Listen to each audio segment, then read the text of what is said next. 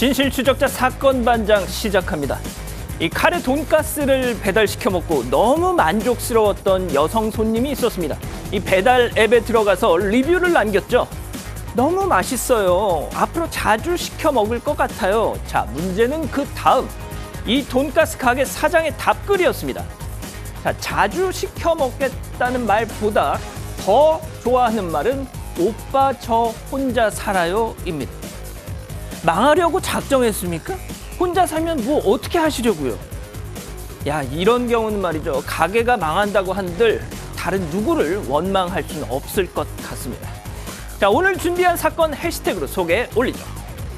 광주 철거 건물 붕괴 사고와 관련해 경찰이 공사 관계자 등 4명을 피의자 신분으로 전환하고 출국 금지 조치를 했습니다. 자, 한 40대 여성이 몸캠 피싱으로 다른 여성들을 협박해 거액을 뜯어낸 혐의로 구속됐습니다. 특히 이 범행에 아들을 끌어들였습니다. 자, 20년 전 제주도에서 벌어진 연쇄 강도 강간 사건 공소시효 만료를 딱 하루 남겨놓고 잡혔습니다. 이 휴지 뭉치 속 DNA 덕분이었습니다. 자, 아직도 사건 반장 시작한 줄 모르고 다른 채널 가 계신 우리 가족 여러분, 일단 버스 문은 열어놓고 출발할 테니까 빨리 올라타 주시죠. 자, 그럼 대한민국과 전 세계 재해동포 가족 여러분의 시선을 모아서 출발합니다.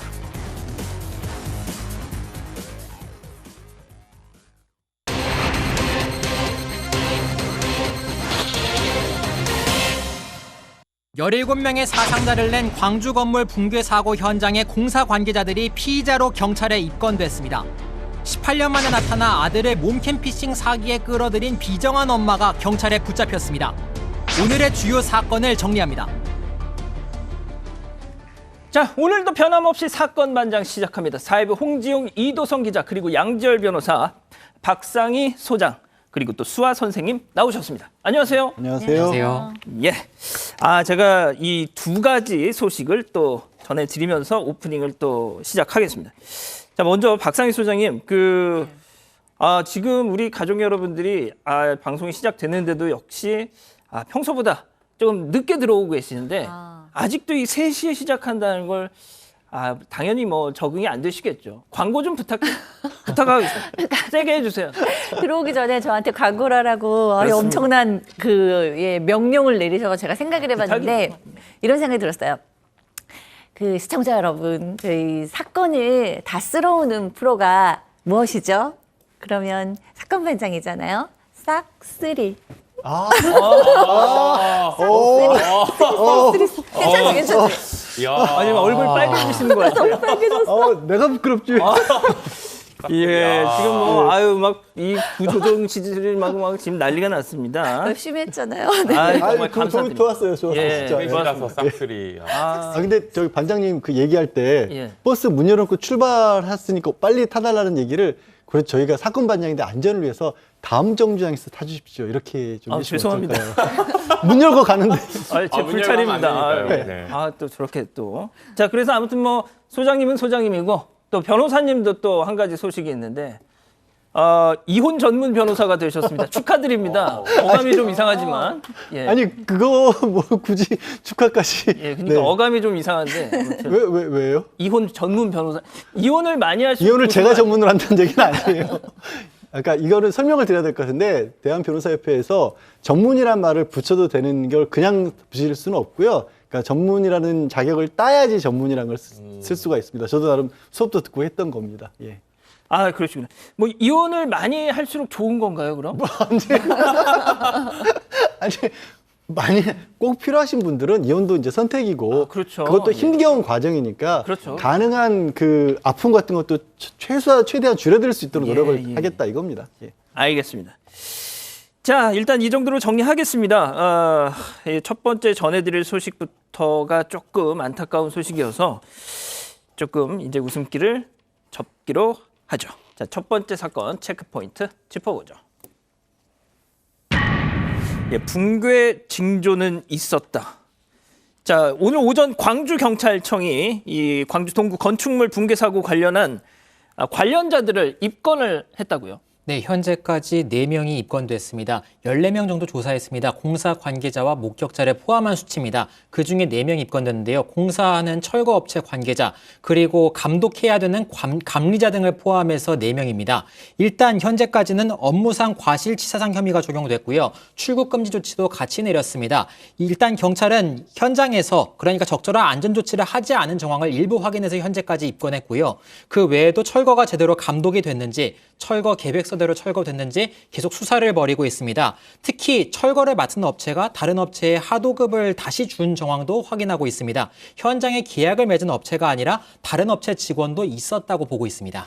이런 그 건축물 사고가 나면 항상 이 하도급, 하청 뭐 이런 문제가 지금 나오고 있는데 역시 이 건에 대해서도 경찰이 그 부분을 주목하고 있는 거죠. 그러게 원래 계약을 맺은 업체가 아닌 업체의 인부들이 공사를 하고 있었다라는 거고요. 이거는 그 자체로도 불법입니다. 그 자체로도 불법인데 그보다 사실 이제 왜 재하도급을 할까요? 그리고 왜 불법으로 만들었을까요? 그거는 재하도급을 하게 되면 아무래도 그 과정에서 비용 절감을 한다라는 거죠. 비용 절감을 해서 원래 예를 들어서 1억이면 하도급 업체가 우리 8천만 원에 하겠습니다. 그렇죠. 나머지 2천만 원을 어디서 아낄 거냐. 안전비용에서 깎거든요. 그러니까 이 사고들이 나올 때마다 건설 현장에 사고 나오면 하도급 문제 매번 그런 거론하는 겁니다. 예. 자, 안전비용부터 먼저 줄인다.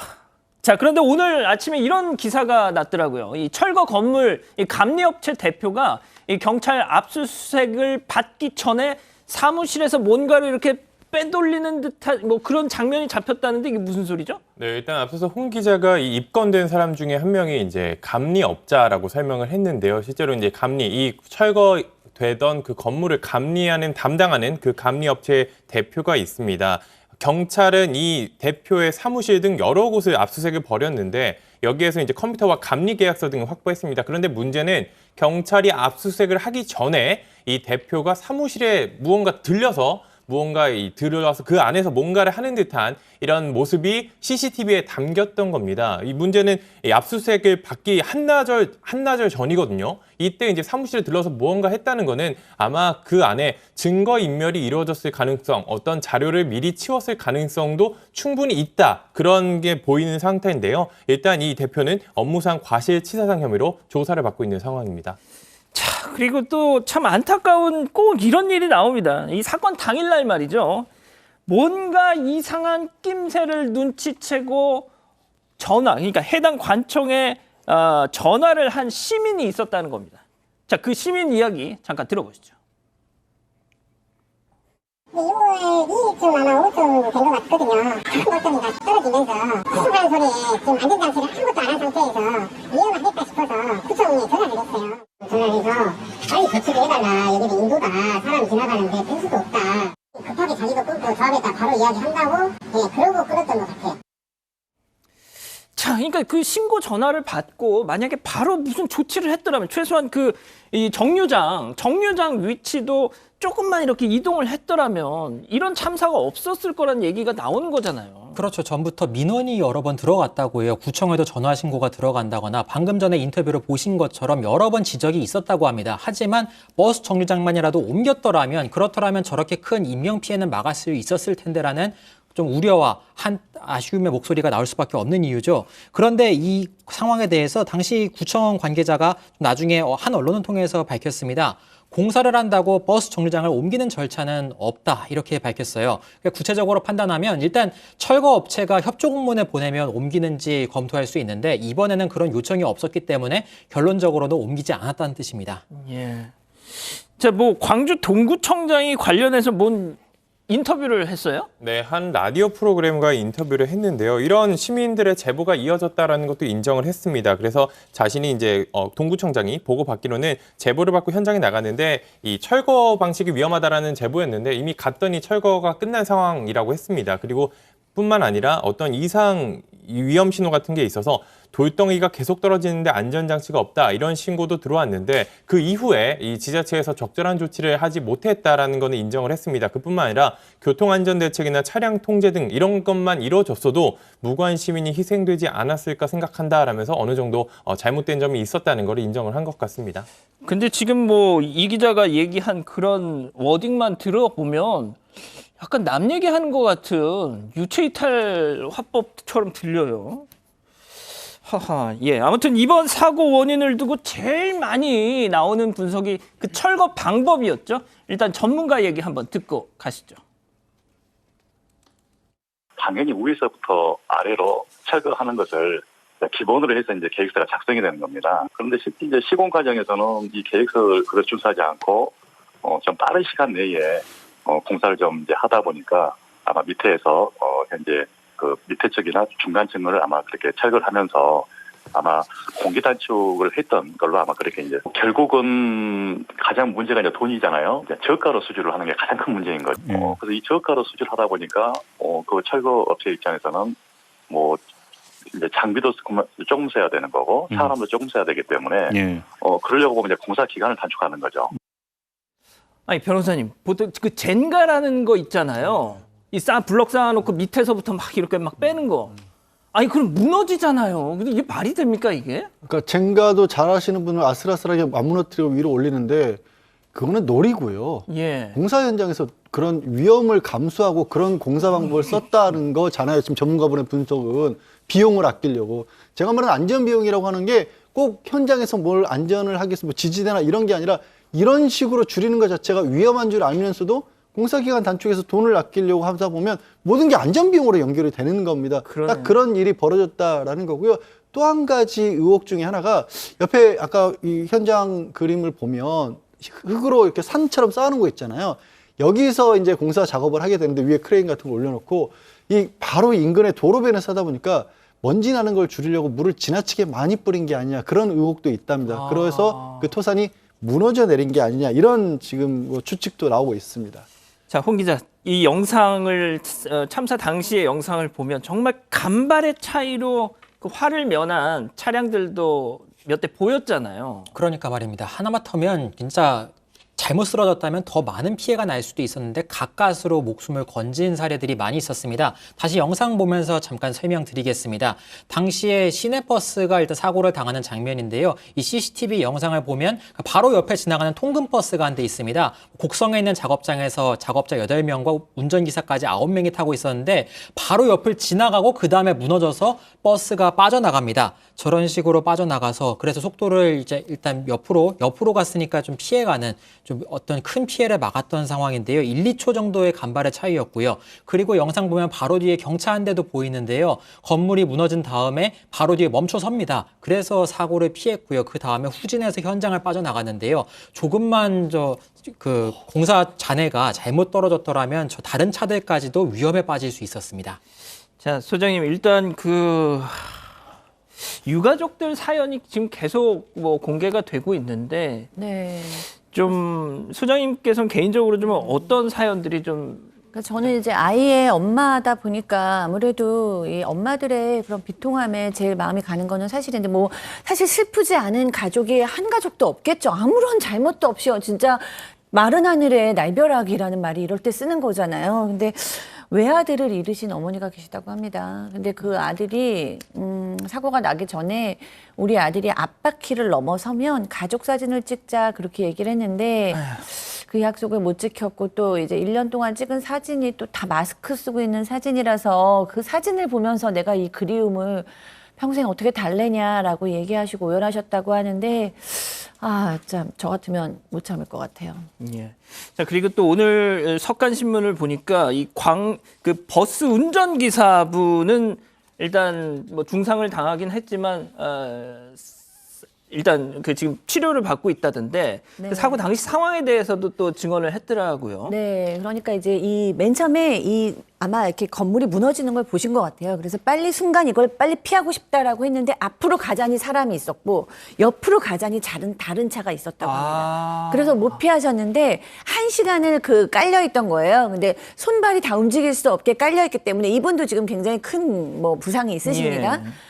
계속해서 이제 1시간에 깔려 있는데 뒷좌석에 있는 승객들이 살려달라고 계속 소리를 지른 거를 들으신 거죠. 그래서 지금 굉장히 몸도 아프시지만 정신적으로 외상후 스트레스 장애가 올 수 있는 굉장히 큰 충격에 지금 빠지셨다고 전해주고 있어서 그것도 역시 안타깝습니다. 예.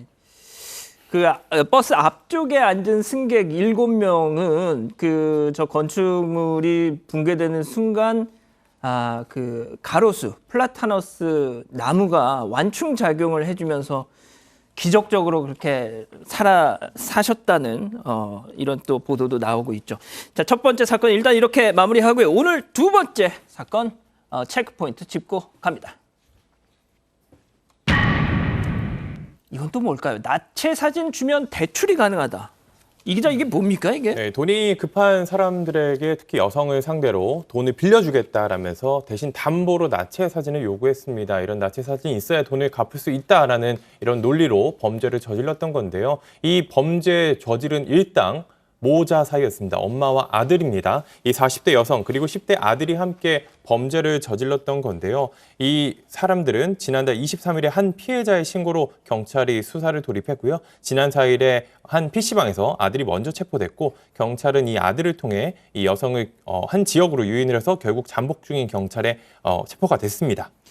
자, 홍 기자, 그러면 어떻게 피해자를 끌어들였고 또 협박을 한 거예요? 페이스북으로 대출 광고를 했습니다. 처음에는요, 당일 여성 대출 전문이다 이런 식으로 광고를 했어요. 광고를 보고 연락이 오면 답장을 합니다. 예를 들어서 400만 원 대출을 받고 싶다 이렇게 이야기를 하면 대출을 받기 위해서는 담보가 필요하다 이렇게 말을 합니다. 그런데 그 담보가 사진과 영상이었습니다. 민감한 부위 노출을 해서 사진을 찍어라, 가슴 등을 찍어라 이런 식으로 요구를 했고요. 사진과 영상을 다 받은 뒤부터는 협박을 하기 시작했습니다. 태도가 180도 바뀌었습니다. 그래서 돈을 내놔라 하면서 돈을 빌리려고 찾아온 사람들한테 오히려 돈을 뜯어냈습니다. 피해 여성 5명에게 1억 원을 뜯어냈습니다. 모르겠습니다. 제가 이제 피해자분들을 탓하는 건 아닙니다. 오해하지 마시고요. 근데 일단 뭐 담보물로 저런 나체 사진을 요구한다는 것 자체가 일단 정상적이지 않은 것 같은데, 자, 그리고 여기서 또 한 가지 정말 이 사건이 황당한 것이, 모자간에 이런 짓을 벌인 거예요.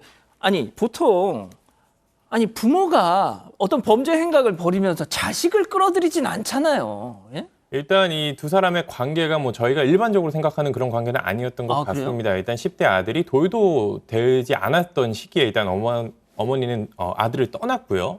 그러면서 이제 한동안 연락을 하지 않다가 이제 몇 년에 한 번씩 이제 왕래를 하는 그런 수준으로 이제 모자 관계를 지속해 왔다라고 합니다. 그러던 차에 일단 연락을 안 하던 엄마가 몇 년 전에 이제 아들에게 찾아왔고 이런 식으로 범행을 함께 하도록 이 유도를 하고 결국 아들과 함께 범행을 저질렀던 건데요. 처음에는 뭐 아들을 18년 동안 한 번도 찾지 않다가 올해 처음 나타났다. 뭐 이런 기사가 나오긴 했었는데 저희 사건반장 취재진이 조금 확인을 해보니까 뭐 18년 만에 처음 만난 건 아니고 그동안 뭐 가끔씩 왔다 갔다 하면서 왕래는 주고받다가 그 이후로 몇 년 만에 갑자기 찾아와서 이런 범행을 함께 했다.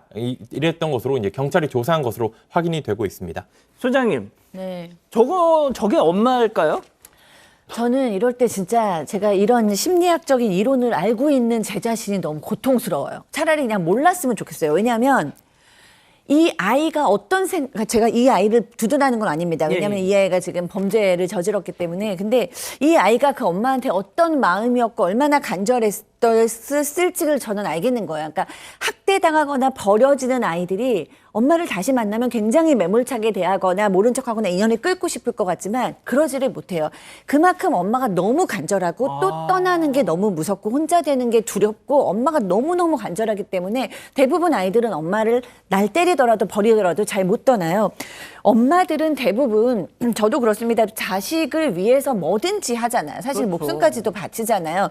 간혹 정말 아주 간혹 모성애가 없는 것 같은 엄마들이 있거든요. 예. 그래서 이 엄마도 저는 모성애가 없고 낳아주었다고 해서 엄마는 아니다라고 생각을 하고 있는데 이 엄마는 정말 아들에 대한 애정이나 모성애 같은 게 없었던 것 같은데 이 아들은 그만큼 엄마가 그립지 않았을까라는 생각을 해봅니다. 자, 지금 소장님이 그 아들의 엄마를 바라보는 아들의 심정, 이 심리를 설명해 주셨으면 변호사님, 이 엄마라는 사람은 도대체 뭘까요? 아들이 그냥 도구였던 거잖아요, 어떻게 보면. 가장 말씀하신 것처럼 표현이 좀 거칠 수 있습니다만 제일 만만한 상대 이렇게 여기지 않았을까. 오히려 저도 화가 나는 게 박상희 소장이 얘기한 것처럼 아들의 그런 마음을 어쩌면 알고도 그냥 이용했을 것 같다라는 생각이 드는 겁니다. 본인은 범죄라는 것에 대한 인식 자체가 없었겠죠. 그리고 아이에 대해서 돌볼 생각도 없었기 때문에 이 정도까지 오랫동안 버려두다시피 했던 건데 그런 아이를 이용할 생각을 했다는 거는 범죄 자체에도 죄의식도 없고 아들을 바라보는 죄의식도 없었던 엄마죠. 자, 그리고 이 엄마라는 사람 있잖아요, 이 기자. 네. 피해자들을 이제 그 나체 사진을 협박해서 돈만 뜯은 게 아니라 야, 너도 이 피싱 범죄에 너도 참여해. 뭐 이렇게 했다는 거 아니에요, 지금? 아무래도 이제 피해자들 대부분이 돈이 급한 사람이었기 때문에 실제로 이제 돈을 뜯어내려고 해도 실제로 돈이 없으면은 쉽지 않았을 것으로 보입니다. 그렇기 때문에 이 여성, 40대 여성 같은 경우에는 피해자 가운데 돈을 줄 수 없을 것 같은 사람을 꼬드겨서 함께 보이스피싱 범죄를 저지르도록 이 겁을 줬던 것으로 이제 파악이 되고 있습니다. 이 여성 진술에 따르면은 이 피해자를 가담시키게 한 거는 또 다른 공범의 지시였다. 이런 진술을 한 것으로 알려졌습니다. 자, 홍 기자, 지금 또 다른 공범, 그럼 뭐 다른 뭐가 또 있어요? 여성의 주장입니다. 경찰 조사에서 이런 취지로 주장했습니다. 공범이 있어서 나한테 시킨 것이다. 나는 수수료만 가져가서 챙기거나 피해자를 연결해주기만 했다. 이렇게 주장했는데요. 구체적으로는 온라인에서 공범을 만났고 그리고 그 공범이 자신에게 업무를 시켰다. 그리고 직접 만난 적은 없다. 이렇게 밝혔습니다. 물론 공범이 진짜 있었는지 본인이 모든 범죄를 계획했는지는 앞으로 수사에서 가려져야겠죠. 예. 변호사님, 저런 뭐 주장이 납득이 되세요?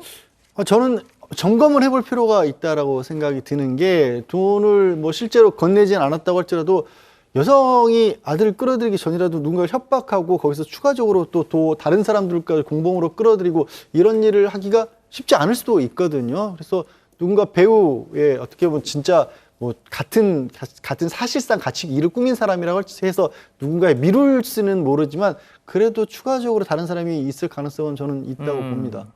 참, 진짜 절박함에 대출을 받으려고 정말 나체 사진까지 보내가지고 했던 그 피해자들에게 돈을 대출해주긴커녕 오히려 협박을 해가지고 돈을 뜯어냈다. 그럼 그 피해자들은 돈이 없으니까 대출을 받으려고 문을 두드렸던 걸 텐데 오히려 돈을 갈취당했다. 야, 진짜 이분들은 정말 어떻게 지금 살고 있을까요? 자, 그런데 이 모자의 범죄가 뿐만이 아니라고요. 이 범죄 계획적이고 지능적이었습니다. 당연히 이제 다른 류의 보이스피싱 범죄도 계속 저질렀던 것으로 경찰이 파악을 하고 있습니다. 이런 몸캠 피싱 유형의 범죄뿐만 아니라 또 다른 범죄들도 있다는 건데요. 경찰은 계속 수사를 하는 한편 이런 것까지 다 합쳐서 수사를 이어나갈 계획이라고 합니다. 자, 두 번째 사건 이렇게 정리하고요. 다음, 오늘 법 이어갑니다.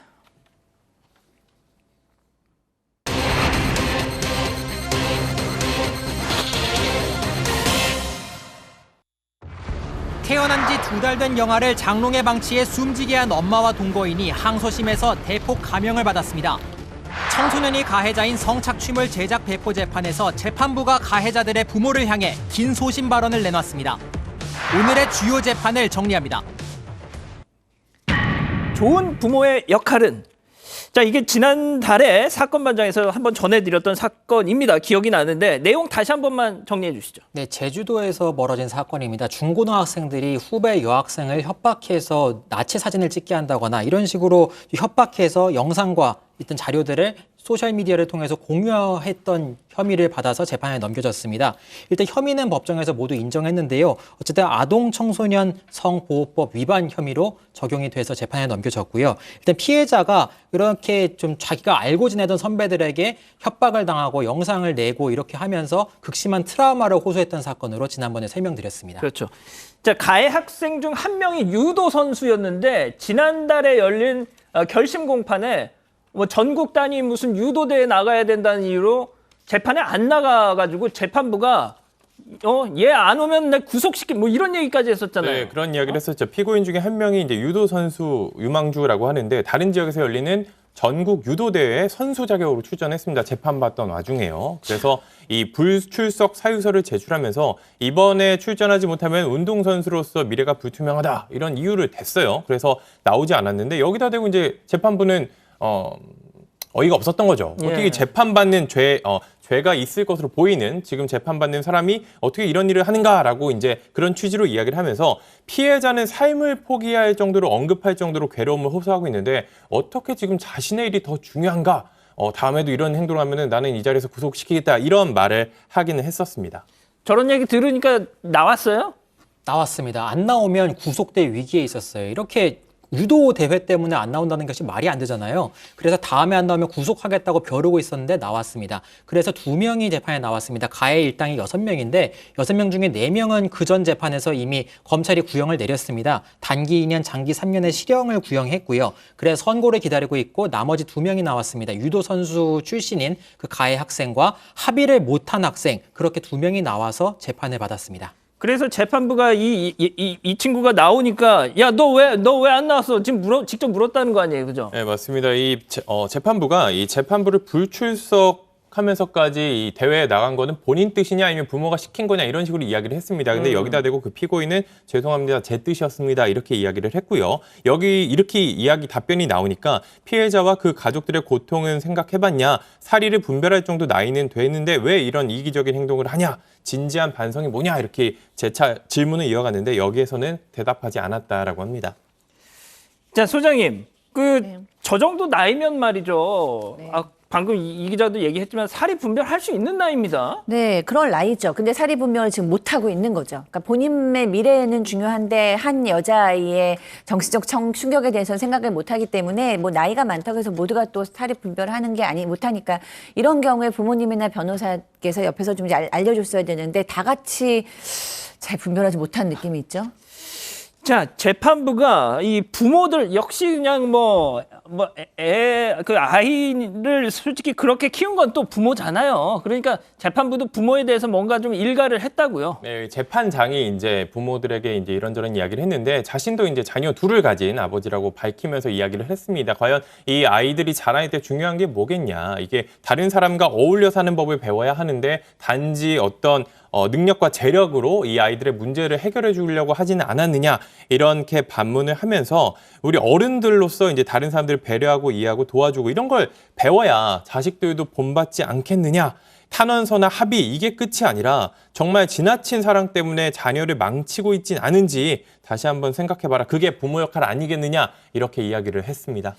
소장님은 저 재판장의 얘기 좀 어떻게 들으셨어요? 저는 예전부터 뭐 법에도 눈물이 있다 이런 얘기를 듣곤 했었는데 법에 무슨 눈물이 있나 이해가 되지 않았다 뭐 이런 생각이 들곤 했었거든요. 근데 청소년 법정에 서시는 판사님들은 이제 가끔 이렇게 조언을 하시기도 한다는 얘기를 들었을 때 저는 그 방법이 너무 좋다라고 생각을 했어요. 왜냐면은 그 소년 같은 경우에는 그래도 가능성 있는 나이기 때문에 누군가가 따끔하게 가르쳐주면 그것에 평생의 지침으로 살 수도 있다라고 생각을 하고, 또 부모님들도 자기 아이가 망쳐지는 걸 원하는 분들은 없겠죠. 그렇지만 잘 모르기도 하고 순간 판단을 잘못해서 이렇게 실수를 하는데, 그럴 때 그 어떤 권위를 가지고 있는 판사께서 앞에서 이렇게 얘기를 해주면 굉장히 큰 가르침이 될 수 있고 경종을 울릴 수 있다는 생각이 듭니다. 자, 하지만 우리 가족 여러분들은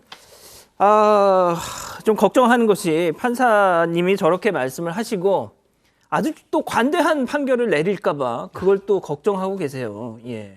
그렇지는 않으실 거예요. 그러니까 제가 이제 아까 소장님도 잠깐 얘기를 했는데 소년부나 가정법원의 판사님들 중에는요, 이게 사실 뭐 출세하는데 크게 도움되는 자리는 아니거든요. 하지만 개인의 소신을 가지고 이 일을 적극적으로 하시는 분들이 종종 계십니다. 그래서 이런 식으로 긴 얘기들도 하신 거고, 그게 실제로 피고인들에게 도움이 되는 사례들도 많이 있어요. 그래서 그거의 전제 조건은 뭐냐면 법적으로 본인이 책임져야 될 부분은 엄격하게 묻되, 그거 이 얘기 끝나고 내가 이렇게 잘 얘기했으니까 이걸로 끝이야 이런지는 않고요. 거기에 책임져야 될 부분이 있다면 그건 또 명백하게 하는 게 그런 판사님들의 특징입니다. 변호사님, 그러면은 한 가지만 더 여쭤볼게요. 자기 대회 나간다고 재판 안 온 거, 이것도 이 선고에 약간 뭐 양형에 어떤 뭐가 좀 영향을 줄까요? 그날 와서 그 얘기를 이렇게 얘기를 했었을 때, 그리고 이제는 출석을 했기 때문에 출석에서 답변하는 태도라든가 이런 것들을 고려를 할 겁니다. 그렇군요. 자, 그 가해 학생 2명에 대해서 검찰이 구형을 어떻게 했어요? 네, 일단 앞서 4명 같은 경우는 전 재판에서 이제 이루어졌고, 이번에 유도 선수로 활동했던 그 피고인을 포함해서 2명이 구형이 이루어졌는데요. 유도 선수인 피고인에게는 장기 4년, 단기 2년 6개월이고 나머지 1명에게는 징역 장기 2년에 단기 1년 6개월을 구형했습니다. 알겠습니다. 오늘 법 이렇게 마무리하고요. 계속해서 오늘 인물 이어갑니다.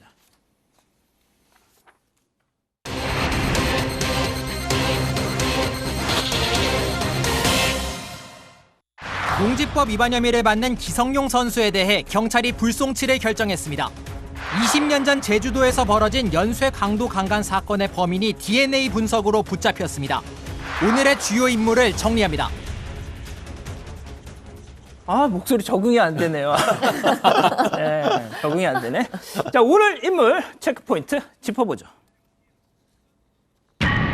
기성용 불송치입니다.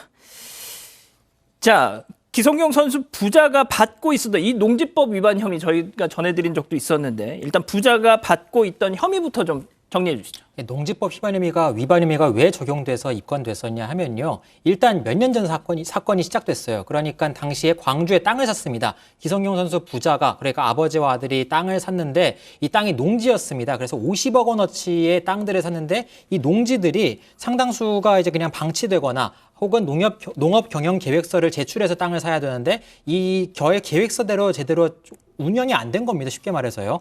그래서 이것이 투기 아니냐 의혹이 일어서 입건해서 수사를 했는데요. 결론적으로는 아버지인 기영옥 씨만 검찰에 송치됐습니다. 일단 기성용 씨에 대해서는 불송치 결정이 내려졌습니다.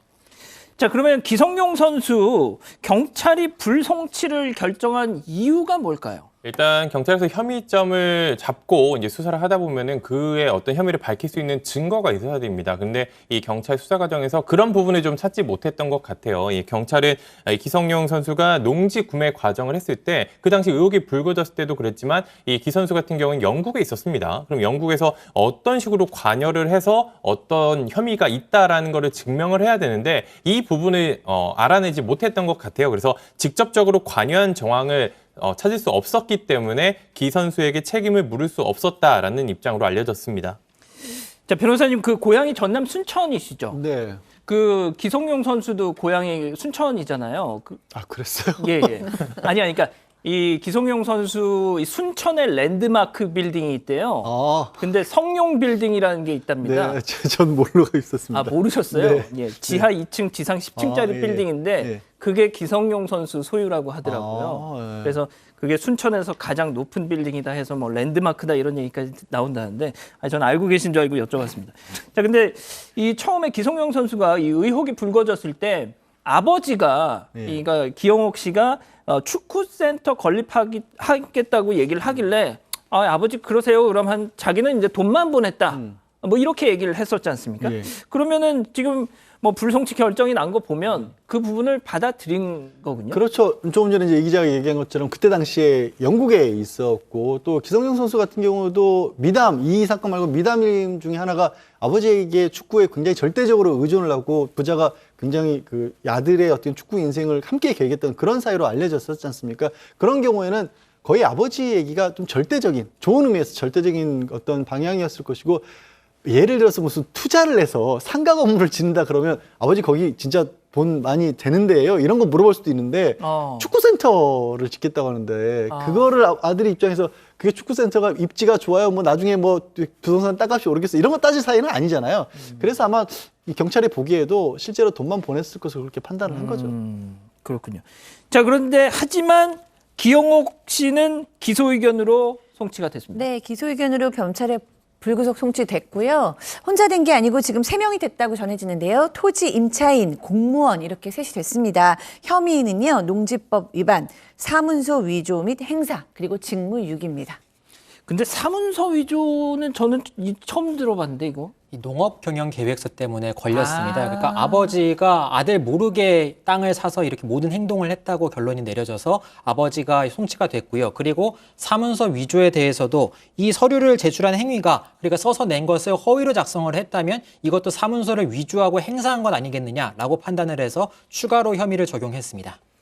자, 변호사님, 고향에 가신 적이 언제 됐습니까? 5월에 다녀왔습니다. 그래요? 네. 그럼 왜 고향 그 소식도 모르시냐고. 아니 고향이 랜드마크 빌딩이라는. 죄송해야 되는 건가요? 네, 죄송하세요. 예, 알겠습니다. 순천은 정원 도시입니다. 정원이 제일 전국적으로. 그래요? 네. 알겠습니다. 자, 근데 법적으로 이 영농계획서 만든 걸 위조했다. 이게 참 아이러니하게 되는데 오해하시면 안 되는 게 영농계획서가 가짜라는 내용이 가짜라는 의미의 위조가 아닙니다. 법적으로 사문서 위조는요. 기성용 선수 이름으로 영농계획서를 허락 없이 만들었다라는 거예요. 아. 그러니까 아들 이름을 썼다라는 겁니다. 그래서 그 부분이 지금 문서죄 같은 경우에는, 산문서 같은 경우에는 내용이 잘못됐냐 잘 됐느냐를 따지는 게 아니라 누구 명의의 이 문서냐, 그거를 가짜로 만들었냐, 이거를 따지는 건데, 참 이것도 또 한편으로 기성용 선수 입장에서는 모든 걸 다 위임했다고 볼 수 있는 거잖아요. 그래서 예. 아마 법정에서 좀 다투질 것 같습니다, 이 부분은. 그러시군요. 네. 리지연님께서 우리 양 변호사님께서 이혼 전문 변호사 하시느라고 바빠가지고 이렇게 아니, 고향에는 저 6월에도 갈 거예요. 그래요? 며칠 뒤에도 가는데 예. 제가 부동산에는 관심이 별로 없습니다. 부동산 전문은 아닙니다. 네. 네. 아무튼 이번에 6월에 가시면 한번 둘러보세요. 좀, 예. 자, 첫 번째 인물 이렇게 정리하고요. 두 번째 인물 체크 포인트 짚어보죠. 이거 정말 할 얘기 많습니다. 휴지 속 DNA. 자, 이 경찰이 말이죠. DNA 분석을 통해서 2년 전도 아니고 무려 20년 전 제주도에서 있었던 연쇄 강도 강간 사건의 범인을 붙잡았다는 거지 않습니까? 네, 맞습니다. 저희 JTBC 법조팀에서 이제 어제 보도를 했는데요. 이서준 기자가 상세히 취재를 해서 어제 이제 보도를 했습니다. 이게 2001년에 제주에서 발생한 연쇄 강간 사건의 50대 피의자가 결국 붙잡힌 내용입니다. 그래서 지난 3월에 극적으로 재판에 넘겨졌는데요. 재판에 넘겨진 게 공소시효가 만료되기 하루 전이었습니다. 조금만 늦었어도 죗값을 치르지 못하게 될 뻔했는데 이런 DNA, 경찰이 끈질긴 DNA 수사로 20여 년 전 제주에서 벌어진 사건의 범인을 특정했고 이제는 재판이 진행되고 있는 상황입니다. 자, 홍 기자가 20년 전 도대체 이자가 어떤 범죄 행각을 벌이고 있었는지 좀 설명 좀 해주시죠. 2001년 3월부터 시작됐습니다. 3월부터 강도 강간 사건이 제주도의 마을에서 벌어집니다. 경찰이 잠복 수사를 처음에 했는데요. 소용이 없었습니다. 근처 마을에서 또 벌어지고 경찰이 잠복하는데 그 잠복하는 근무하는 형사들에 피해서 창문으로 들어가서 범행을 저질렀습니다. 범행 현장에 단서가 하나 있었습니다. 집안에 휴지뭉치가 있었는데요. 이 휴지뭉치의 DNA를 분석했더니 한 남성의 DNA가 나왔습니다. 하지만 누구인지는 밝혀내지 못했습니다. 그래서 20년 가까이 시간이 흘러가게 됐습니다. 자, 말씀드린 대로 사건이 발생한 시점 무려 20년 전입니다. 당시 수사에 엄청난 어려움이 있었다고 하는데요. 자, 그럼 여기서 당시 사건 담당했던 형사분의 목소리 직접 듣고 얘기 이어가죠. 작은 마을이었기 때문에 10시가 넘으면 그 동네에 이동하는 사람들이 거의 없는 마을입니다. 목격자 확보가 되지 않았습니다. 그리고 지금처럼 CCTV들이 없을 때였기 때문에 수사에 상당한 어려움이 있었습니다. 범인이 남기고 간 유류물이라고는 유일하게 이제 그게 채취했다고 봐야죠. 그 증거 수집을 한 다음에 제가 그 당시에 국가수에 감정 의뢰를 보냈습니다. 자, 진짜 증거를 할 수 있는 게 요만한 휴지뭉치밖에 없었는데 그걸 가지고 추적하고 했더니 2019년 딱 그 DNA와 일치하는 남성을 찾을 수 있었다. 그런데 그자가 교도소에 있었다. 그렇지 않습니까? 변호사님? 예, 그렇습니다. 2019년도 이 사이에 계속해서 20년 동안 보관돼 있었던 휴지밖에 안 남아 있었던 거예요. 변호사님 딴 데 보고 계셨죠? 오늘 왜 저렇게 이렇게 미워하세요? 보통 이렇게 질문을 드리면 시선을 맞추는데 계속 다른 데를 보고 계시더라고요. 정말 아니, 제가 왜 그랬냐면 제가 질문을 하면서 저 양반이 저거 좀 사실 이 지금 이렇게 새롭게 기소가 된 한모 씨 예. 혐의를 보면서 너무 어이가 없어서 그러니까 2009년도에 재판에 넘겨졌을 때의 이 혐의 사실이 184건이에요. 예? 184건. 혼자서 저지른 게 이게 강도 강간이 19건이고 그 절도를 포함한 강력범죄가 165건이에요. 제가 머릿속으로 막 계속 제가 알고 있는 건수 중에서 제일 최다 건수가 아닌가 싶은 그런 아니 저걸 범죄자인데. 혼자서 했다고요? 네. 근데 그게 더 제가 어이없어 했던 거 하고 있었던 건 뭐냐면 2009년도에 그걸로 징역 18년 선고를 받았던 겁니다. 예? 18년이요? 네, 고작. 저 혐의 중에는 강도 강간이 들어가 있어요, 대표적으로. 그러니까 우리나라 법체계의 대표적인 것 중에 하나가 여러 범죄를 저지르다가 한번 잡히잖아요. 그때 재판받는 시점 이전에 이 모든 범죄들을 뭉뚱그려서 한 건으로 처리를 하거든요. 그러니까 이런 경우가 나오는 거예요. 그래서 이 사람도 이번에 공소시효 만료 하루 남겨놓고 재판에 안 넘겼더라면 그냥 2027년에 풀려나게 돼 있었던 그런 상황입니다. 가정입니다만 만약에 2009년도에 이번 사건까지도 같이 기소가 됐죠? 그랬으면 비슷하게 한 20년 정도에 끝났을 거예요. 그러니까 이 사람은 지금 야 차라리 그럴 거면 나를 그때 같이 넘기지 이러고 있을 겁니다. 아, 아마. 그러겠네요. 그렇잖아요. 진짜. 그래서 이것도 우리 형사 이 재판의 이 형량 매긴 데서 개선해야 될 부분이에요. 사실은 184건 야, 상상이 가세요? 저 그것 때문에 어이가 없어서 지금 자료 보다가 죄송합니다. 아닙니다. 자, 정말 보셨겠지만 정말 이 끝까지 포기하는 경찰, 이 형사분의 정말 노력이 오늘의 이 결과를 가져온 것 같은데 그 경찰 목소리 잠깐 더 듣고 얘기 이어가겠습니다. 20년 동안 제가 계속 근무하면서 어떤 DNA 그 자료를 대조할 때 이 사건에 그 일치하는 DNA가 있는지 항상 제가 확인하고 피해자 가족들한테 범인을 꼭 잡아준다고 약속을 했었고 그런 게 제가 마음이 짐이었었는데 마음의 짐을 내려놓을 수가 있었습니다. 피해자한테 늘 뭐 미안한 마음이 좀 있었죠. 어디 가슴 한쪽에서는 좀 아릿하기도 하고 그나마 짐이 한 가지라도 어쨌든 덜었다. 자, 소장님 진짜 네. 저런 분은 그 범죄 피해자분에 대한 감정이입이 가능하니까 저러실 수 있다고 보거든요, 저는. 그러니까 이제 공감 능력도 확실히 있으신 분이고요. 지금 저는 이 형사분 팬이 됐어요. 순간 팬이는 말씀하시는 것도 조근조근 얘기하시는 게 우리 이웃의 무슨 이웃의 삼촌, 이웃의 아버님, 이웃의 친구 뭐 이런 분이신데 사실 20년을 이 사건을 포기하지 않으신 거고 사실 그때는 뭐 유전자 감식 이런 기법이 거의 없었기 때문에 있는 거라고는 휴지 하나인데 그 휴지 증거물을 과학수사에 보냈다가 그걸 잊지 않고 계속 체크를 하면서 공소시효 하루 전에 이렇게 잡아내신 거잖아요. 예. 그리고 스스로도 얘기하시길 여기는 작은 마을이기 때문에 이런 얘기도 하셨는데 작은 마을에서 20년 동안 직업 윤리를 가지셨던 이 형사분 덕분에 이런 결과가 나오지 않았나라는 생각 듭니다. 예. 자, 진짜 앞서 뭐 우리 변호사님도 말씀하셨지만 지금은 진짜 이 세상이 좋아져가지고 강도강간 아무리 해도 사형 선고를 안 받습니다. 자, 그런데 1994년에 사형이 집행된 박현용이라는 연쇄 강도 강간범이 있었는데 미성년자 9명을 포함한 11명 그 피해자 중엔 초등학생 임신부까지 있었어요. 그래서 사형이 집행이 됐습니다. 자, 그런데 제가 이 말씀을 왜 드리냐면 앞서 뭐 변호사님 말씀한 것처럼 이런 짓을 했는데도 뭡니까? 18년. 야, 진짜. 자, 소장님, 진짜. 네. 진짜 이 피해자들의 네. 참 제가 말이 안 나오네요. 그 진짜 20년 전 사건이지만 그분들은 아직도 생생할 거예요. 그죠? 그럼요. 이 여성이 성범죄 강도 강간을 당했을 경우에 이거는 정신적으로도 그렇고 신체적으로도 그렇고 지워지지 않고 없어지지 않고 잊혀지지 않는 기억이고 추억이잖아요. 각인된다고 우리가 그럼요. 얘기하지 않습니까? 본인은 아니라고 우겨도 아니라고 우기고 본인은 기억나지 않는다고 해도 피해자들은 생생히 20년 전을 마치 이틀 전처럼 기억하리라고 보고요. 그리고 이제는 온 국민이 다 알았고 또 하늘도 알고 있죠. 예. 자, 그런데 여기서 충격적인 거. 나는 죄가 없다. 피고인이 부인하고 있습니다. 혐의를 부인하고 무죄를 주장하는데요. 이유가 좀 납득이 가지 않습니다. 저로서는 좀 황당한데요.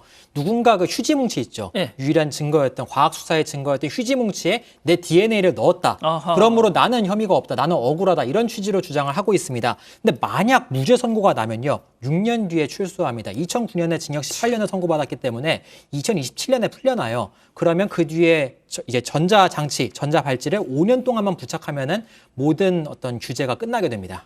변호사님, 이건 아니잖아요. 진짜. 예? 그러니까요. 이게 또 참 이 법이라고 하는 게 소급해서 처벌할 수 없다는 건 저도 압니다. 누구보다도 그렇게 했을 때 부작용도 알고 있고요. 그런데 그러니까 예상치 못한 범인들이 나타나는 거예요. 그러니까 왜 제가 말씀드린 것처럼 잡혔을 때 그 잡히기 전에 모든 범죄들을 다 합산한 걸로 기준으로 삼고 있냐면 이렇게까지 184건이라는 걸 한 사람이 잡히기 전까지 저지를 수 있다는 거를 생각도 못 하는 거예요. 국회의원들은 정상적인 사람들이니까 그래도. 근데 이런 예외적인 경우도 있기 때문에 저는 뭐 복수 어느 정도 숫자를 넘어가는 범죄자에 대해서는 좀 달리 봐야 되지 않나 그러니까요. 싶습니다. 그리고 이런 정도의 사람이면 저는 19건이라고 하는데 이게 사건화된 게 19건이지 신고조차 못했던 피해자들도 바로 그겁니다. 네. 예. 상습범이잖아요. 거의 그러니까요. 삶을 이렇게 살았던 사람인데. 아니 근데 지금 이 DNA 묻은 것도 지금 자기는 아니라고 그러는데 그게 가능합니까 그게? 이런 표현들을 이제 그 과학수사 전문가분들은 이렇게 얘기를 하세요. 그분들도 어쨌든 과학을 다루는 분들이지 않습니까? 그러니까 과학적인 어떤 표현 기법상 99.99%라는 얘기를 한다는 거예요. 그러면 이거는 사실 100%인데 그렇게 얘기를 하면 꼭 뭐 인문학을 한 사람들은 그래도 가능성이 있다는 얘기를 해요. 이렇게 받아들인다는 거예요. 그러니까 과학자이기 때문에 아예 아니다라고 말을 못하지만 99.99%라는 얘기는 사실은 100%죠. 예. 아무튼 빨리 좀 정신 차리고 인정했으면 좋겠네요. 자, 오늘 인물 이렇게 정리하고요. 이어서 오늘부터 새롭게 선보이는 별별 상담소로 이어갑니다.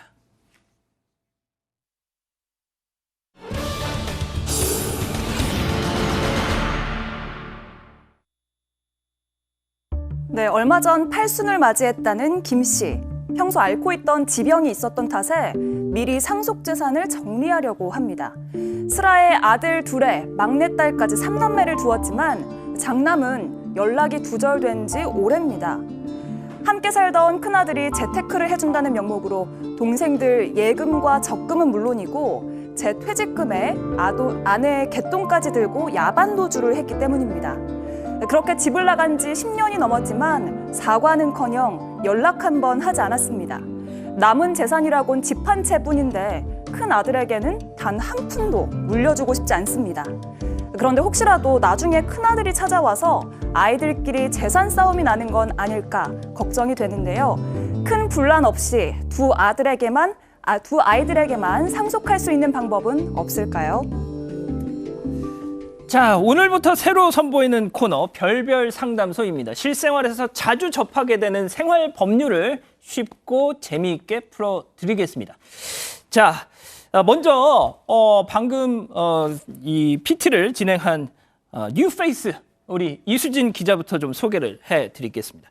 제가 실은 이 사건 반장에 정말 데려오고 싶었던 후배 기자인데 여기 엉뚱한 사람 두 사람이 앉아있는데 엉뚱하다고까지 하시면 어떡합니까?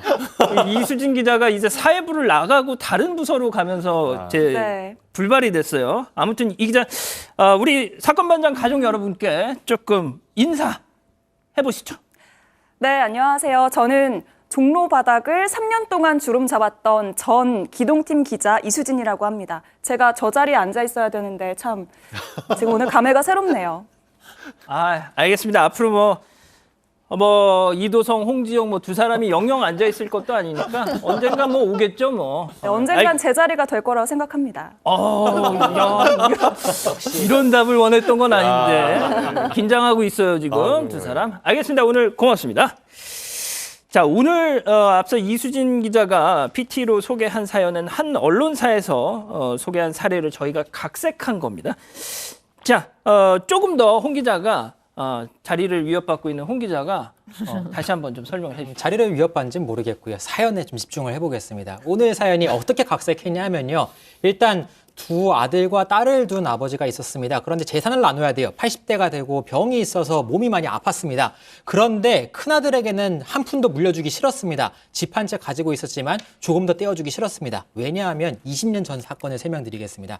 당시에 큰아들이 갑자기 찾아옵니다. 퇴직할 무렵이었는데 찾아와서 아버지 지금 제가 너무 힘듭니다. 그러는 겁니다. 그래서 딱 듣고 알아챘습니다. 사업이 힘들어졌구나. 얘가 돈이 없고 쪼들리는구나. 그래서 긴 말 안 했습니다. 들어와라. 같이 있자. 그래서 그때부터 같이 살았어요. 10년 동안 잘 지냈습니다. 같이 밥도 먹고 지내면서 좀 정신적으로도 회복하고 그리고 어느 정도 사업도 약간 나아지는 듯 했어요. 그렇게 잘 지내는 듯 했는데 어느 날 아침에 문제가 발생합니다. 그래서 가족들이 아침 먹자 이러고 문을 쓱 열었더니 없습니다. 누가? 그 큰아들 가족이 다 사라졌어요. 진짜? 다 사라졌는데 사람만 사라진 게 아니라 짐도 다 빼갔고요. 돈도 그동안 이렇게 빌리고 여기저기 쓰겠다고 했던 걸 챙겨갔습니다. 그런 식으로 완전히 달아나니까 황당한 겁니다. 전화를 걸어봤어요. 전화를 걸었더니 전화번호도 바뀌어 있습니다. 퇴직금에 뭐에 돈 다 가져갔는데요. 심지어 대출을 받았거든요. 집을 담보로 대출을 받았는데 대출금도 안 갚고 도망갔어요. 세상에. 그래서 갑자기 집에 딱지가 붙는 겁니다. 빨간 딱지가 막 붙고 가압류를 하겠다고 들어왔어요. 그래서 너무나 지금 황당한 거죠. 동생들이 돈을 갚게 생겼고 아버지도 너무 화가 났습니다. 그 이후로 연락이 두절되고 계속해서 오지 않으니까 얘한테는 한 푼도 못 물려주겠다 결심을 하게 된 겁니다. 자, 그런데 여기서 한 걸음 더 나아가서 동생들의 형제들의 돈까지 갖고 다 튀었다고요? 네, 제가 듣고 있다 계속 웃음이 나가지고. 왜요? 홍 기자가 이수진 기자랑 동기거든요. 아, 그래요? 만약 둘 중에 한 명이 자리 위협받으면 홍 기자일 것 같은데, 본인이 되게 연기 톤으로 하셔가지고. 두 사람이 앉을 수도 있는 거죠. 그럴 수도 있는데. 그럼요. 되게 평소와 다르게 되게 연기 톤으로 했고, 제가 너무 집중해서 듣다가, 저도 평소보다 더 열심히 하는 것 같아서. 그러니까 평소보다 원래 열심히 흥분해서. 합니다, 저. 예. 지금 물까지 마시면서 되게 열심히 했는데, 제가 이어서 설명을 드리겠습니다. 근데 이 사업을 했던 이 장남 부부 같은 경우에는 평소에 재테크에 좀 관심이 많았다라고 해요. 그래서 이 부모 그리고 자신들의 동생들의 돈까지 모아서 함께 재테크를 하고 있었던 상황이라고 합니다. 평소에도 이런저런 재테크 정보를 주면서 공유를 했기 때문에 가족들은 믿고 맡길 수밖에 없었고요. 그런데 그 돈을 가지고 다 달아난 겁니다. 이 아버지 같은 경우에는 예금 2억 원 그리고 심지어 어머니가 이 동네 사람들과 갯돈을 모았는데 이게 5천만 원이에요. 단순히 이제 가족들뿐만 아니라 이웃의 돈까지 함께 들고 달아나게 된 거고요. 두 동생들의 적금 5천만 원까지 해서 모두 한 3억 원 정도 되는 돈을 다 들고 달아났던 겁니다. 이 장남의 사업이 계속 좋아지고 있었다라고 가족들이 믿고 있었기 때문에 어느 날 갑자기 이렇게 3억이나 되는 돈을 들고 달아날 줄은 상상도 못했던 겁니다. 와, 수장님 이 큰아들 이거 진짜 좀 황당한데요, 정말. 네, 저 진짜 열심히 분석해 보려고 지금 노력했는데 정말 잘 분석이 안 되네요. 왜냐하면 웬만하면 장남들은 그 가족에 대한 굉장한 책임감이라던가, 네, 그렇죠. 게다가 그냥 장남도 아니고 지금 10년 동안 어머니, 아버지 도움을 받은 장남, 굉장히 어려운 경제적인 사정임에도 불구하고 그 장남을 믿어준 동생들, 그리고 제일 어려운 시절에 위기에서 꺼내준 가족들, 이 가족을 지금 다 배신하고 혼자 살겠다고 지금 도망갔거든요. 가족에 대한 애정이나 책임감 전혀 없고 완전히 사기꾼으로 돌변한 심리 조금 더 고민해 봐야겠습니다. 자, 근데 그 변호사님 어떻습니까? 이렇게 가족 간에 이런 일이 비일비재한가요? 비일비재까지는 아니더라도 생각보다 많기는 합니다. 왜냐하면 보통 이제 어떤 이유로든 급하게 돈을 구할 때 은행을 이용할 수 없으면 제일 먼저 찾게 되는 게 가족이죠. 가족인데 그게 그렇게 급한 문제가 해결이 되고 나서 잘 풀리면 모르는데 안 되게 되면 서로 간에 또 원망이 되게 깊어지기도 하고요. 원수가 되죠. 그래서 원수가 됩니다. 그래서 법정 싸움으로 가는 경우들도 의외로 많고요. 법정에 가면 또 가족끼리 의가 한번 상하면 남보다 못한 게 가족, 진짜 한 푼도 양보 안 하려고 하고, 세상에. 그러면 또 이제 법정에서 판사님들이 이제 변호사를 야단치세요. 가족끼리 하는데 그걸 가지고 지금 저 합의 좀 잘 봐주시면 안 돼요. 이런 식으로 하면 변호사들 나름대로 뭐 안 하고 싶어서 안 하는 게 아니라, 그렇죠. 의뢰인들도 막 정말 뭐 얼굴 시뻘개지면 절대로 그럴 수 없다고 하거든요. 가족들이 참 힘듭니다. 그렇군요. 자, 그럼 이쯤에서 별별 상담소 오늘의 궁금증 짚어보죠. 자, 돈 들고 도주한 장남 상속을 받을까요? 자, 그 변호사님, 일단 이 아버지 돈을 이렇게 장남에게 뜯긴 이 아버지의 궁금증은 장남에게 내가 이 아까운 돈을 굳이 이건 줘야 되겠냐 이거. 일단 원칙을 말씀드리면, 그러니까 상속을 사람이 사망했을 때 그 재산을 누가 가져가도록 할 것인지 국가별로 좀 제도가 다르긴 한데요. 어떤 데는 이제 망자의 뜻을 전적으로 존중해 주는 데도 있고, 어떤 데는 그것보다 법적으로 상속분을 정해놓고 그걸 존중하는 데들도 있습니다. 근데 우리 대한민국이 후자예요. 우리는 법정 상속을 더 중요하게 여깁니다. 그래서 한 사람에게 쉽게 말해서 몰아주기 이런 거를 못 하거든요. 설령 몰아줘도 유류분이라 그래서 꼭 원래 받을 수 있었던 몫의 일부는 가져가도록 그렇게 보장을 해주는 제도까지 두고 있어요. 그런데 이거는 이제 여기서부터는 그냥 제 개인적인 견해입니다만, 이런 것도 있거든요. 생전에 한 사람이 가족 중에 누군가 상속인지 누군가 많이 먼저 줬다. 그러니까 아버지가 예를 들어서 큰아들에게만 재산이 한 10억인데 5억을 먼저 줬다. 그러면 나중에 5억만 남았잖아요.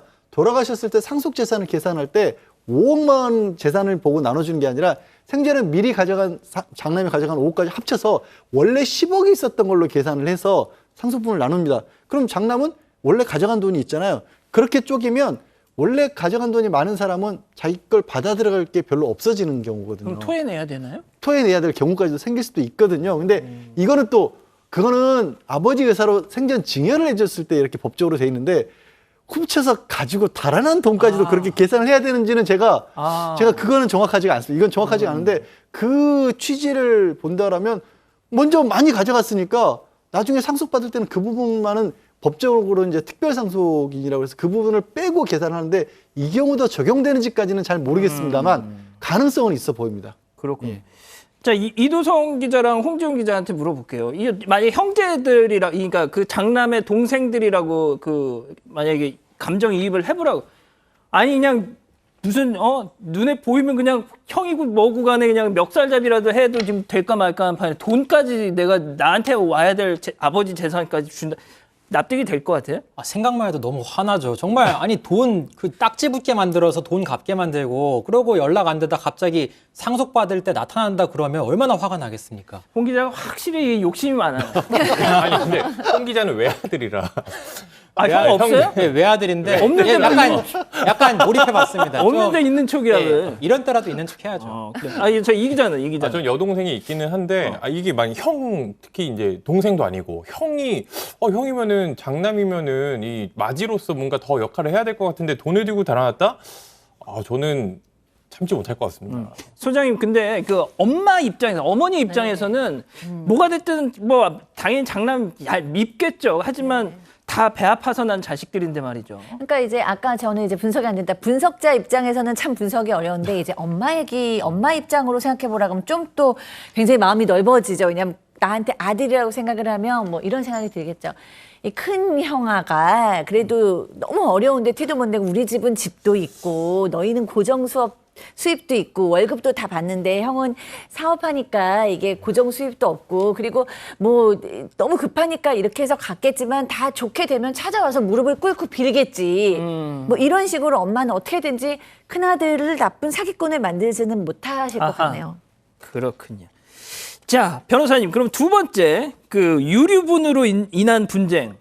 그러니까 주고 싶은 사람 마음대로 줄 수가 없다는 얘기잖아요. 네. 예. 자, 그런데 그러면은 이런 분쟁 없이 이 피상속인의 의사를 관철할 수 있는 방법은 없습니까? 지금까지는 확실하게 없는 건 없어요. 근데 이게 왜 그러냐면 일단 유류분이란 걸 왜 뒀냐면 과거에 이런 경우들이 있었죠. 특히 옛날 어르신들 같은 경우 장남에게 몰아주는 경우가 있었잖아요. 형제 자매 있는데 큰아들에게만 다 주고 그렇죠. 딸들은 뭐 출가 왜냐 그러면서 전혀 안 주고 이런 경우를 막기 위해서 최소한 일정 부분은 꼭 가져가도록 보장해 준 게 유류분이에요.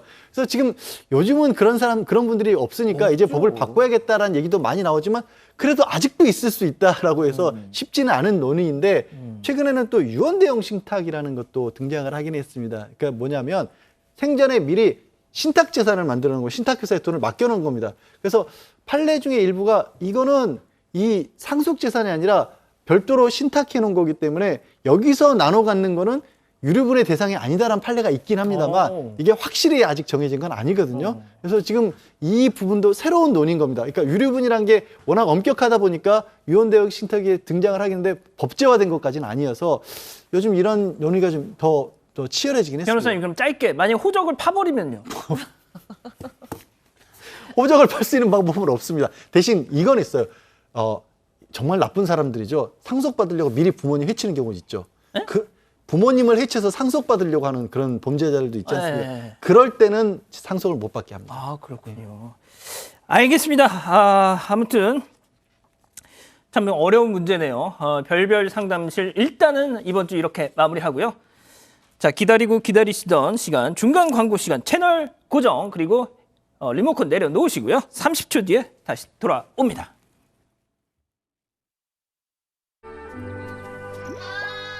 당신이 꿈꿔왔던 당신을 두근거리게 할 단 하나의 나라. 이곳은 제2의 나라입니다. 넷마블 제2의 나라 그랜드 오픈. 지금 다운로드하세요. 센트룸은 몸 깊은 곳에서부터 균형 잡힌 영양을 설계합니다. 어제보다 나은 나도, 소중한 일상도. 시작은 당신의 몸이니까. 몸속의 영양을, 인생의 에너지를. 센트룸.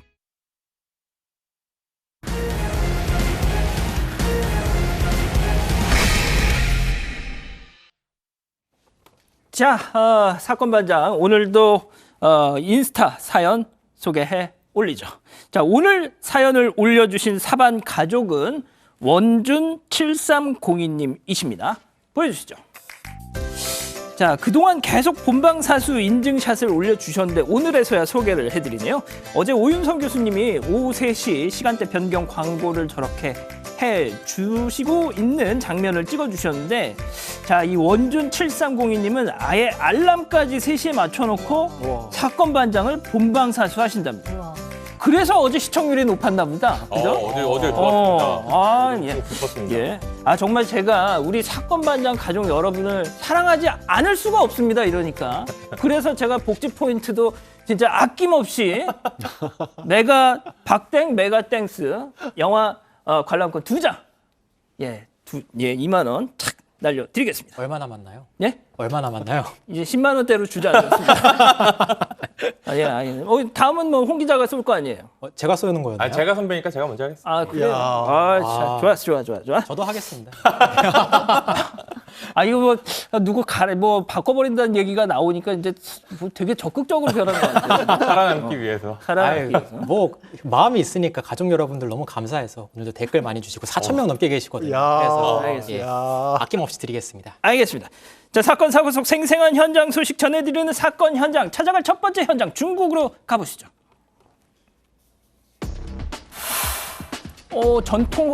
우리나라 백화점인가요, 여기? 우리나라 아닙니다. 중국인데요. 지금 한복으로 보이는 옷들이 많이 보이죠. 에스컬레이터를 타고 줄지어 내려가는데 딱 한복 같아요. 전통 부채도 있고 갓을 쓴 사람도 중간에 한 명씩 보입니다. 20명 정도 되는 사람들이 에스컬레이터를 타고 막 내려오고 있습니다. 옷의 형태가 잘 보이게 팔을 쭉 벌리고 양팔을 쭉 벌려서 내려오고 있는데요. 문제는 중국의 쇼핑몰이에요. 쇼핑몰에서 저렇게 행사를 하고 있어서 지금 온라인 커뮤니티에서 중국 쇼핑몰 근황, 중국 도둑질 근황 이런 식으로 글이 마구 올라오고 있습니다. 왜냐하면 한복을 입고 저렇게 쇼핑몰에서 패션쇼를 하면 자기네 나라 옷이라고 지금 홍보하는 거 아니냐, 한복을 빼앗으려고 한다. 그러면서 이 영상에 대해서 분노하는 글들이 막 올라오고 있습니다. 아니, 잠깐. 지금 한복이 자기들 거라는 거예요, 지금? 중국에서 전에도 여러 가지 김치도 자기네 것이다 이런 식으로 주장을 하고 있는 거 아니냐 의혹 제기가 많았잖아요. 그래서 이 쇼핑몰 영상만 보고도 가벼이 넘길 수 없었던 겁니다. 누리꾼들이 그래서 동북풍정 논란, 이번에 한복 쇼핑몰에서 겉으로는 패션쇼 하는 것 같지만 사실 중국에서 명나라 때 한뿌라는 그 의복에서 이 옷들이 지금 한복이 유리한 거 아니냐 이런 식으로 이야기를 했었던 적이 있어서 제가 이제 역사학 전공했는데 이게 보니까 사실 이런 식으로 주장하는 게 딱 맞지 않거든요. 그런데 이런 식으로 계속 은연중에 내비치는 것이 한국 문화 훔쳐가는 거 아니냐라고 누리꾼들이 주장을 하고 있습니다. 자꾸 이렇게 눈에 보이니까 좀 안 그렇게 볼 수가 없잖아요. 그러니까 자꾸만 분노 사고 있는데요. 정말 이런 것들 조심해야 되고 예의주시해야 됩니다. 이거 진짜 심각하네요. 알겠습니다. 다음 현장 멕시코로 가보시죠. 이거 며칠 전에 봤던 거 아니에요? 예, 전에 사건 반장에서 전해드렸죠. 멕시코에 구덩이, 싱크홀이 있다고 전해드렸는데 지금 저 싱크홀이 계속 커지고 있어요. 구덩이가 진짜요? 계속해서 가장자리부터 무너지는데 진짜네? 예, 지름이 126m입니다. 그러니까 축구장 몇 개 규모 이런 식으로 방송에서 많이 설명드리잖아요. 지금 모습이 축구장 한 개가 들어갈 수 있을 정도랍니다. 깊이가 15에서 20m고요. 건물 5층에서 7층까지도 들어갈 수 있을 정도로 커졌답니다. 처음 생겼을 때 지름이 5m짜리였어요. 그래서 별로 안 크다고 일단 구덩이가 생겼다 이렇게 좀 처음에 말씀드렸는데 계속해서 지난주부터 갑자기 구덩이가 커지고 있습니다. 계속해서 무너지고 있어요. 와, 저 봐봐. 저 건물이 원래 걸쳐 있지 않았는데 지금 넓어지면서 지금 간당간당하네요. 건물도 지금 완전히 빨려 들어가기 일보 직전이고요. 지금 무너지는 거 보이시죠? 흙이 계속해서 무너지고 있습니다. 근데 보면은 저 아주 아까 전에 높이 위에서 찍은 사진 보면 저렇게 멀리 보이는 그 개미 같은 그림들이 전부 사람들이에요. 사람들이 보고 있고 사실 저 안에는 개 2마리가 지금 빠져 있습니다. 아예 저 들판에서 뛰어놀다가 빠져든 것 같아요. 왜 빠졌을까 싶지만 저렇게 갑자기 확 무너지는 모습들 보면은 빠질만도 하다 싶습니다. 심지어 현지에 있는 주지사가 지자체에서 저 개들을 빠져나오게 할 방법, 저 2마리가 지금 안에 서 있어서 막 짖고 있거든요. 그러니까 저 2마리를 꺼낼 방법을 찾고 있다고 합니다. 아니, 원인이 뭐예요, 도대체? 원인이 지금 분석이 돼야 되는데 계속 무너지고 있잖아요. 일단 주민들은 근처 공장이 문제가 있지 않겠냐고 지적하고 있습니다. 지하수를 과도하게 뽑아내고 있기 때문에 싱크홀이 생기지 않았겠느냐 주장을 하고 있고요. 또 한편으로는 싱크홀의 바닥에 보면 물이 계속 흥건하게 있거든요. 그렇기 때문에 싱크홀이 좀 지하의 물살 때문에 계속 커지고 있을 것이다 라는 의혹 제기도 하고 있습니다. 그래서 주변에서 구경도 오고 난리가 났습니다. 있습니다. 저렇게 지금 드론으로 영상도 찍고 있는데요. 당국에서 계속해서 무너질 우려가 있기 때문에 일단 주변의 사람들의 울타리를 쳐서 접근을 막고 있고 좀 주변에서도 주의를 시키고 있다고 합니다. 그래야겠네요. 자, 다음 현장 인도네시아로 가보시죠. 저 아저씨들 누구죠? 일단 사람들이 저 맥땡땡땡 매장에 상당히 몰려 있습니다. 이 초록색 조끼를 입은 남성들이 황금색 가득한데, 아치. 네, 맞습니다. 이 M자 그 모양인데 이 인도네시아에 있는 한 이 매장에서 벌어진 일입니다. 저 브랜드가 최근에 BTS, 이 방탄소년단과 협업해서 BTS 세트를 나도 저거 만들었는데 먹었는데. 드셨어요? 벌써? 먹었어요. 맛있어. 맛있어요. 네. 너겟인 거죠? 맥너겟.